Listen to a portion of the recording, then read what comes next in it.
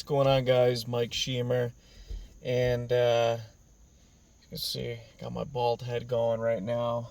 But I got my Sheemer financial hat still. All right.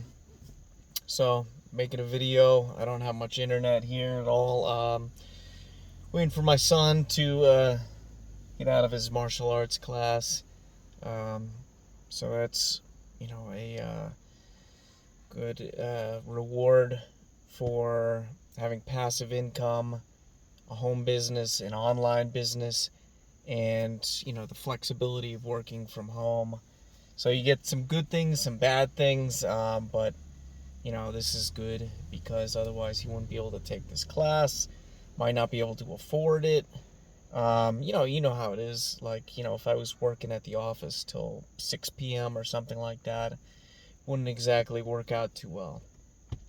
So anyways, I want to talk to you about, I have kind of a triple threat of things going on right now for income sources.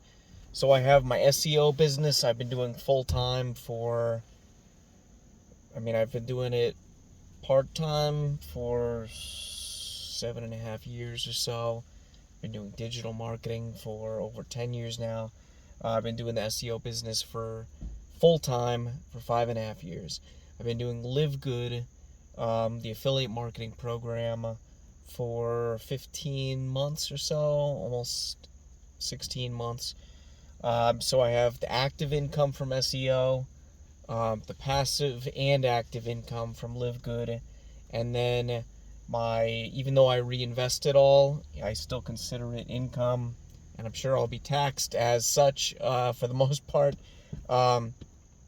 My weekly, monthly, and quarterly dividend stocks and ETFs, most of which are high income ETFs or mid-level income. But anyways, the weekly has been incredible. The pretty new this year weekly paying ETFs. It started with Roundhill's QDTE, which is the covered call NASDAQ index fund. Then there's XDTE. They just came out with RDTE. XDTE is the S&P 500 version. RDT is the Russell 2000 small cap version. And I'm a large shareholder in each one. I'm pretty much one of the biggest individual shareholders in those three ETFs combined, and they all pay weekly. RDT just had its first distribution. It was pretty high. And I got it on day one. I got it on day 1, day 2, day 3. I bought more each week. So I have a lot. I'm not even going to name the specific amount, but it's a lot. It's more than anybody I've talked to, anybody I've seen on social media or YouTube, anyone I've talked to, who's an ETF investor or an income investor. So all three of those weekly combined are giving me a large amount of distributions. Then I also have large amounts of YieldMax, large amounts of YMAG. And YieldMax, I think, has the highest distributions out of all those 5. It might be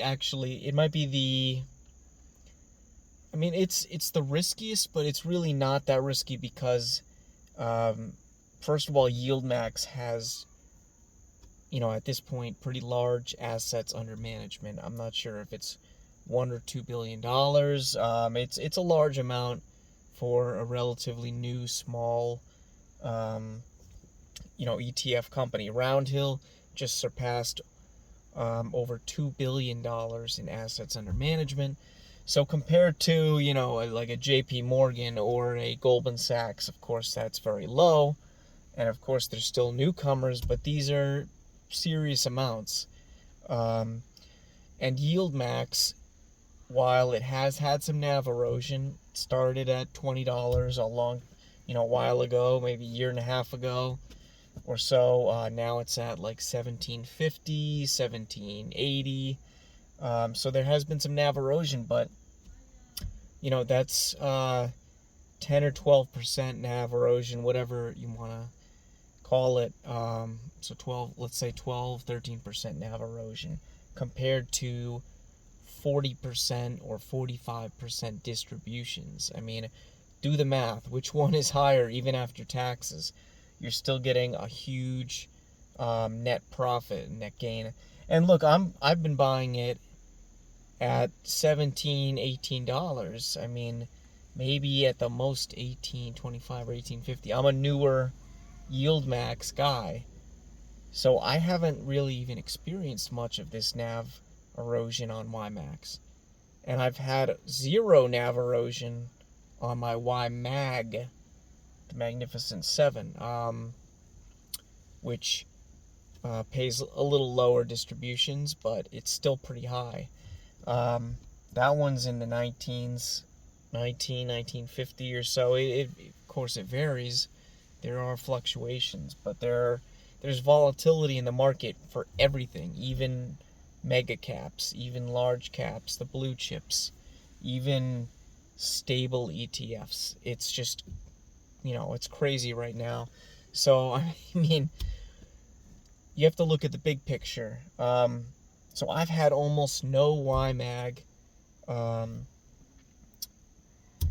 NAV erosion, and I've enjoyed the 35, 40%, 42% distributions, whatever it might be. YMax, again, small amount. I have a lot of both of those too. I don't know if I'm one of the biggest shareholders of YMax and YMag, but I am definitely up there. I've seen these other portfolios. I've seen them with my own eyes. I've talked to them. I know how many shares people have of these 5 ETFs.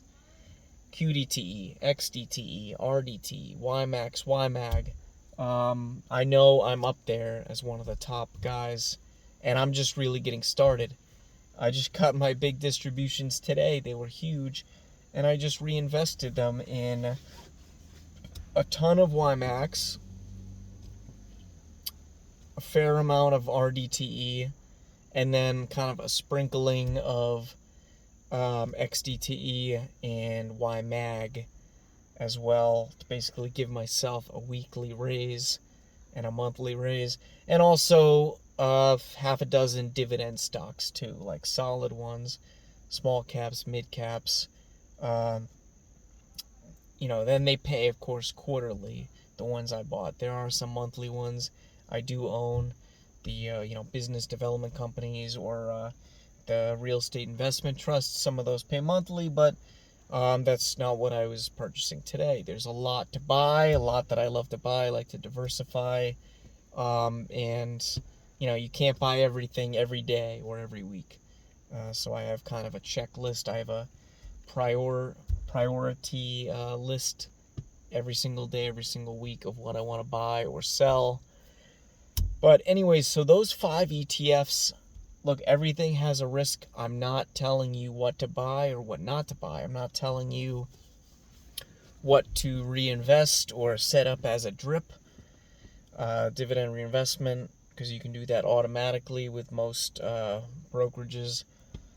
I'm not saying anything. I'm just saying that's what I'm doing, because weekly compounds fast, and I reinvest those distributions, all of them. I don't take anything out.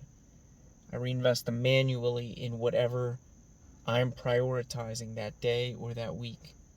I have a strong, tried and true, trial and error strategy that I've been developing for over 4 years now. I guess actually more like 5 years, 5.5 years. So, I have a system in place, and I'm reinvesting into those 5 ETFs every week. But I'm also buying other ETFs, other monthly paying ETFs, quarterly paying ETFs, monthly and quarterly paying dividend stocks, some ADRs. I just sold my ADRs that were over the counter for a net profit of thousands of dollars. not even including the dividends I've received from them. And this is after ADR fees, after foreign tax fees. So, I mean, things are working out very well. Yes, the market is very high. A lot of people are making money. I'd be making a lot of money anyways, even if the market was tanking or had a little dip. It doesn't matter because I have so many solid weekly, monthly, and quarterly paying, maybe a few annual I used to have. I think they're all quarterly now, but now that I got rid of my OTC ADRs. So that's just what I'm doing. Those are my opinions, my predictions. I try to minimize now. I lost a small amount of money, not too much, from the covered call individual stocks, that have the ridiculous, super high distributions. I do have some of the ones that I think are solid. They have a good track record, minimal NAV erosion or even NAV appreciation. And it's diversified too. I don't just have it in one of those. I have it in about 10 of those. I cut my positions big time, just so I'm not really caught with my pants down. I don't want to be caught and, be made a fool of by having too much in any one bucket, too much in any one of these individual stock, underlying stock ETFs. So you know what I'm referring to pretty much. So I do have them. Some of them, they're diversified, split up between maybe 10 or 12 of the best ones, I think. And I'm getting paid in those buckets pretty much every week. They're monthly, but now they're split up every week, instead of just on the same day or on the same 2 days per month. So you can watch some of my other videos. You'll figure out what I'm talking about, which ETFs. And I use those distributions. I use those high ones to buy more large cap dividend stocks, mega caps, weekly paying ETFs, quarterly paying more conservative ETFs with a great track record. And I know I'm rambling on. I know that my videos are a little bit long, but I like to kind of give you guys as much information as possible, without spelling out my entire portfolio, which I've spent like 1,000 hours or 2,000 hours working on, and honing and refining. And, I've always made money. I've always made money overall. But, I've certainly, lost, a few hundred or a few $1,000s here and there, and a lot of stress, a lot of effort, a lot of research.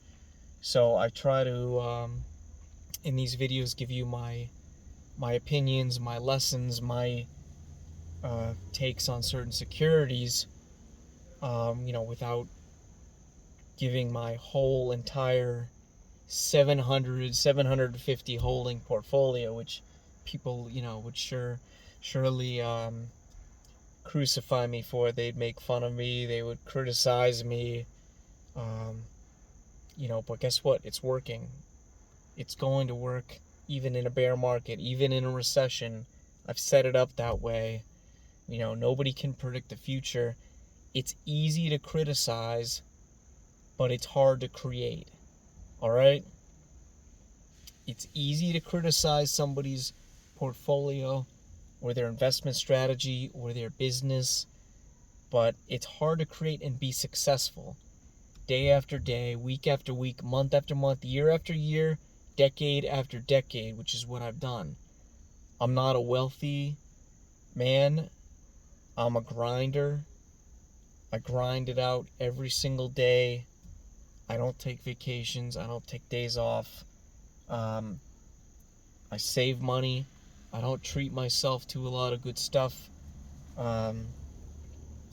so I can maximize my returns, maximize my profit margins, take care of my family, be independent at all times so I don't have to burden other family members ever.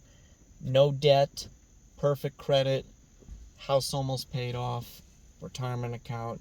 You get the idea.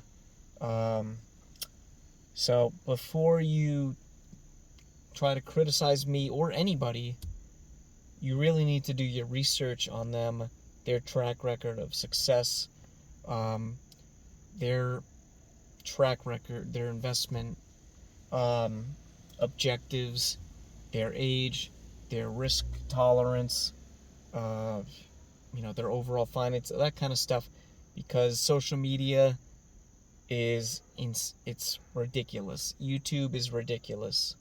All right, so just pretty much just wait till next year, wait till 2 years from now, when I'm just absolutely crushing it, and some of these less diversified people or more conservative people, they're gonna be either belly up or they're going to be kind of struggling a little bit, and I'll be sitting pretty with my multiple revenue streams and my diversified portfolio and just my high earnings. So that's all I wanted to say in this long video. So those are my ideas, those are some of my opinions, and thanks for watching. I hope you subscribe. I hope you take a look at some of my links if you want to. I don't really care. I'm not trying to go for the hard sell. You don't have to buy anything from me. You don't have to like or subscribe to my videos. It's up to you. It's a free country. It's a free world, or we pretend it is, at least. So talk to you guys later.